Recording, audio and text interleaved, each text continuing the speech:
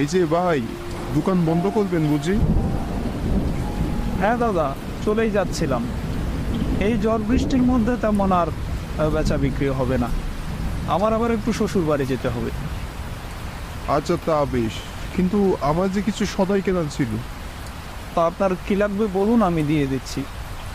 এই নিন দাদা, আপনার সদাই। আচ্ছা ঠিক আছে, আসি দাদা। আমি অনেক এই ছোট্ট মুদিখানা দোকানটা চালাই। গত 5 দিন ধরে একটা বৃষ্টি পড়ে চলেছে। দোকানে তেমন কোনো খদ্দেরও নেই। তাই ভাবলাম দোকানটা তাড়াতাড়ি বন্ধ করে শ্বশুর বাড়ি চলে যাব। মায়ের বড় অসুখ, বউকে নিয়ে কালই আবার বাড়ি ফিরতে হবে। দোকানটা বন্ধ করে ভাবলাম বাজার থেকে একবার ঘুরে যাই, যদি কিছু পাওয়া যায়। যাক, যা পেয়েছি তা একেবারে মন্দ নয়। এক হাতে মিষ্টি আর ইলিশ মাছ, আর অন্য হাতে ছাতা নিয়ে চললাম শ্বশুর বাড়ির উদ্দেশ্যে।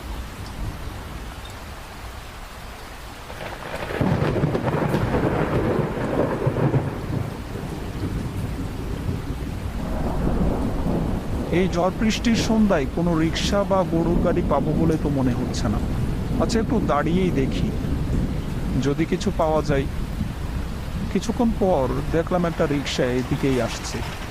এই যে ভাই, এদিকে এদিকে। কোথায় যাবেন বাপু? যাবো তো শাপলা দিকে। যাবে? সেখানে তো সন্ধেবেলা কোনো গাড়ি যায় না বাবু। ওদিকে রাস্তা খুবই খারাপ।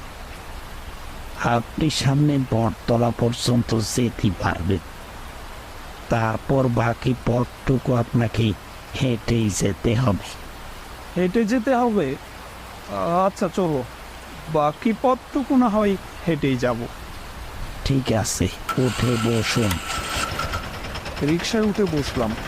রিক্সা চলতে শুরু করলো। আকাশটা ঘন কালো মেঘে ছেয়ে গেছে, সাথে গুড়ি গুড়ি বৃষ্টি, কখনো বা দেখা মেলে বজ্রপাতের।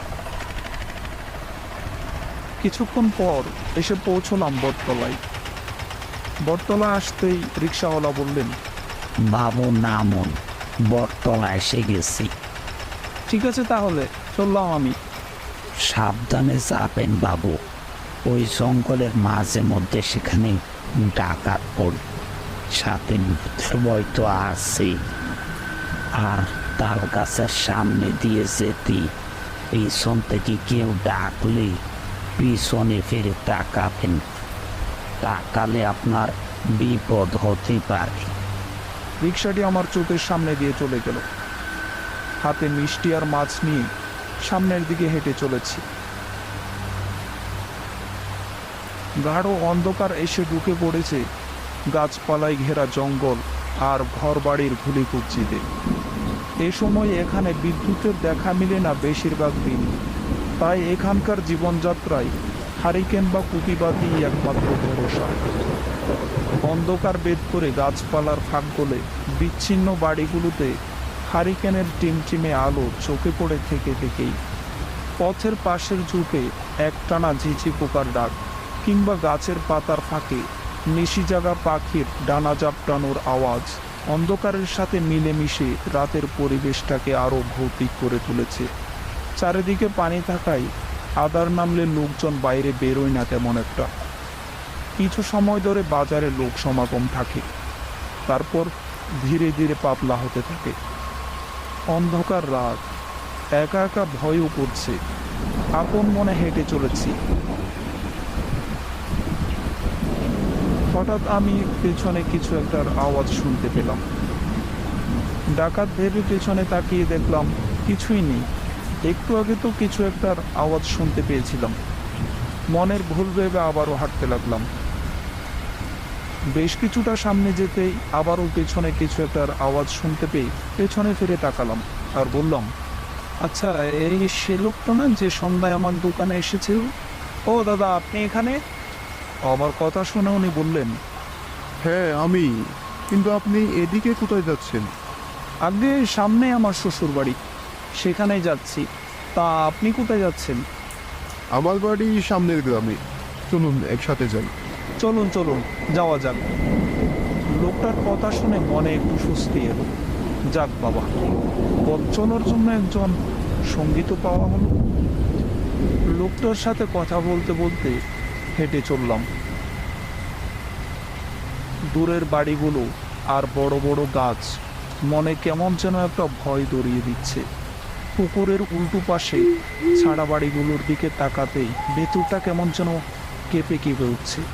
কেবলই মনে হচ্ছে ওখানকার ঘুটঘুটে অন্ধকার ভেদ করে এখনই বেরিয়ে আসবে যেন ভূতের দল। কিছুক্ষণ পর পর পেঁচার ডাক ভয়ের মাত্রাটাকে আরো দ্বিগুণ বাড়িয়ে দিচ্ছে। আচ্ছা, বলছি এই রাস্তাটা নাকি ভালো নয়, মাঝে মধ্যে নাকি এখানে ডাকাত পড়ে। আপনি কি কিছু জানেন এ বিষয়ে? তা ঠিকই বলেছেন বটে, সামনের রাস্তাটা সত্যি ভয়ানক। দুজন কথা বলতে বলতে হেঁটে চললাম। হঠাৎ করে আমার পাশে থাকা লোকটি বললেন, আচ্ছা আপনি যান, তবে সামনে আমার বাড়ি, আমি আসি। আচ্ছা ঠিক আছে, যান তাহলে। আর বেশি দূর নেই, মিনিট কয়েক হাঁটলেই শ্বশুর বাড়ি পৌঁছে যাব।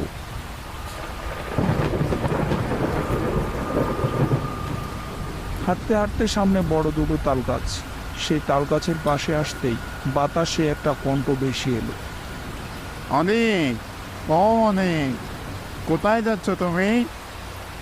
বাতাসে বেশি আসা আওয়াজটা পেয়ে এদিকে ওদিকে তাকালাম। কে কে কথা বলে? আমার কথার জবাবে একটা আওয়াজ এলো। তোর হাতে থাকা মাছটা আমার খুব পছন্দ হয়েছে, মাছটা আমায় দিয়ে যা। কিন্তু কে আপনি? সামনে আসুন। ঠিক তখনই পেছন থেকে কেউ একজন আমার কাঁধে হাত রাখলো। আমি পেছনে ফিরে তাকাতেই দেখলাম সেই লোকটা। কি ব্যাপার, আপনি এখানে দাঁড়িয়ে আছেন যে? চলুন চলুন, আমি আপনার সাথে যাচ্ছি। কিন্তু আপনি তো একটু আগে বাড়িতে চলে গেলেন, আবার ফিরে এলেন যে বরং। কোথাও যাবেন নাকি? সেটা না হয় বুঝবেন পরে, চলুন চলুন। কথা মতো সেখান থেকে হাঁটতে লাগলাম। আর মনে মনে ভাবতে লাগলাম, লোকটা বেশ অদ্ভুত তো। মনে একটু সন্দেহ হলো। হঠাৎ করে আমার চোখ গেল লোকটার পায়ের দিকে। এ কি, ওনার পা উল্টো দিকে কেন? এটা দেখে ভয়ে কাঁপতে কাঁপতে বললাম, কে কে কে আপনি? আমার কথা শুনে সেই লোকটা হা হা করে হাসতে হাসতে বললেন, শেষ বেশ তবে তুই চিনেই ফেলনি। এ বলে নিজের রূপ বদলে ভয়ঙ্কর রূপে আসলেন তিনি। কি বিভৎস চেহারা, উস্কো উস্কো চুল, চোখ দুটো সাদা ভেটভেটে। তার গা থেকে পচা মাংসের বিশ্রী গন্ধ বাতাসে ভেসে আসছে। হতভম্বের মতো কিছুক্ষণ চেয়ে রইলাম তার দিকে। আমি আমি কাঁপতে কাঁপতে বললাম, কি চান আপনি? আমার পেছনে কেন লেগেছেন? লোভে অনেক লোভে, তোর কাছে থাকা মাছ আর মিষ্টিটা আমার খুব পছন্দ হয়েছে, ওগুলো আমায় দিয়ে যা। এইসব আমি আপনাকে কেন দেব? আমায় যেতে দিন, আমায় যেতে হবে। আমার কথায় কোনো তোয়াক্কা না করে একটা লম্বা হাত বাড়িয়ে আমার হাতে থাকা মাছটা নিয়ে আমার এই চোখের সামনে খেতে লাগলো। মিষ্টির হাড়িটা হাত থেকে পড়ে গেল ধপাস করে। সামনে ঘোর বিপদ বুঝতে পারছি। এই মুহূর্তে পালিয়ে না গেলে নিজের প্রাণ বাঁচানো মুশকিল হয়ে যাবে। শরীরের সমস্ত বল একজোট করে নিজের প্রাণ ভয়ে দৌড়তে লাগলাম। সে বিশ্রী অভয়ক্তিও আমার পেছনে পেছনে দৌড়তে লাগলো। কিছুক্ষণ দৌড়তে দৌড়তে শ্বশুর বাড়ির সামনে এসে চিৎকার করে বললাম, শোনায় না, শোনায় না, কোথায় তুমি? বাইরে বেরিয়ে এসো। ধীরে ধীরে সামনের সবকিছু যেন ঝাপসা হয়ে আসতে লাগলো। মুহূর্তে আমি জ্ঞান হারিয়ে মাটিতে পড়ে গেলাম।